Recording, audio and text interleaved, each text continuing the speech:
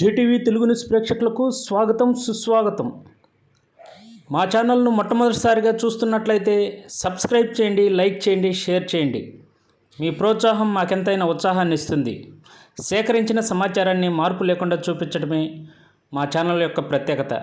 ధన్యవాదములు.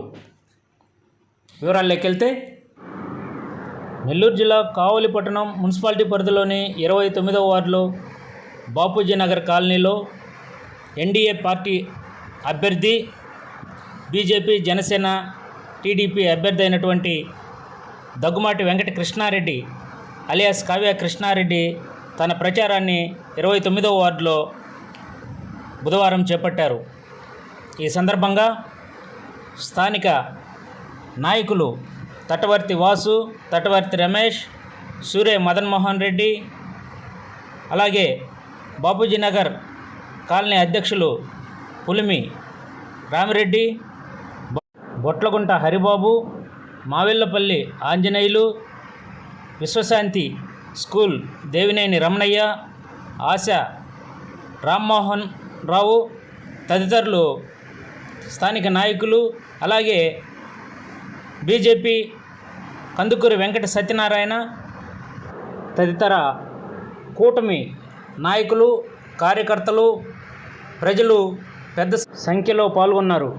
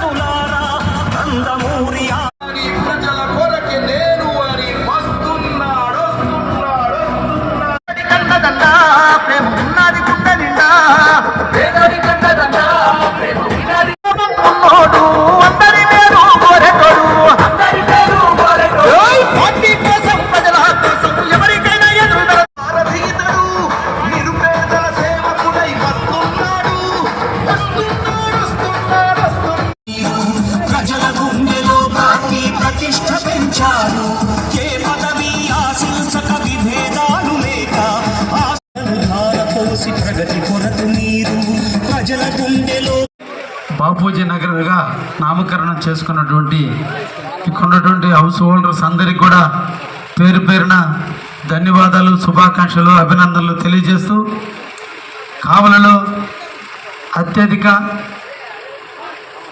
లేఅవుట్ కలిగిన ప్రాంతం బాపూజీ నగర్.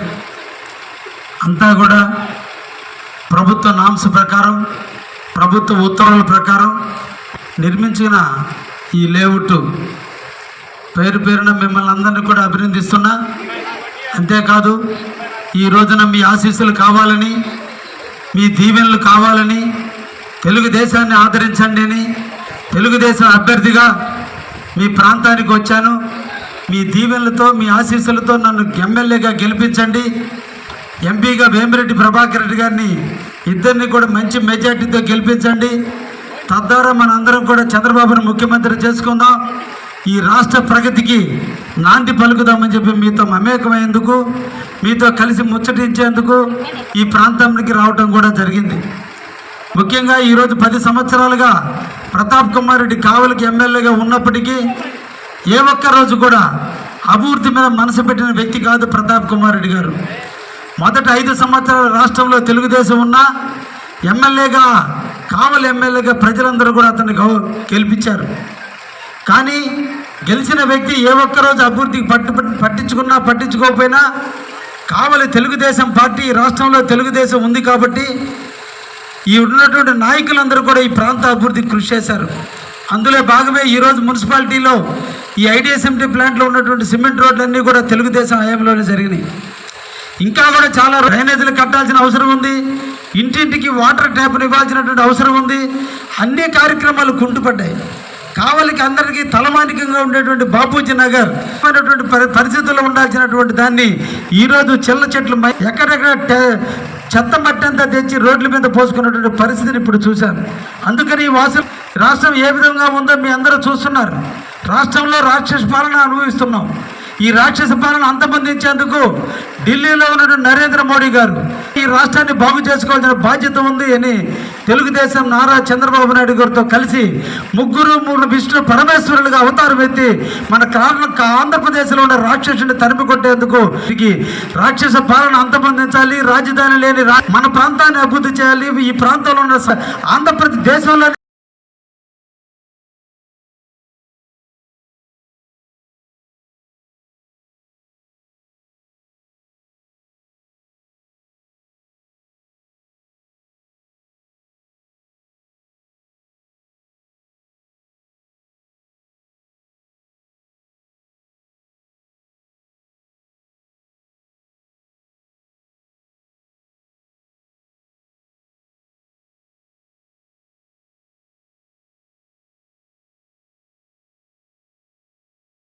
కోరుకుంటున్నా.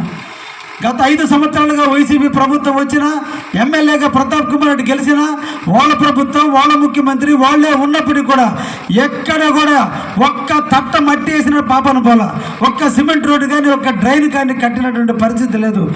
పాలకుల నిర్లక్ష్యం ఈ కాలనీలో స్పష్టంగా కనిపిస్తుంది.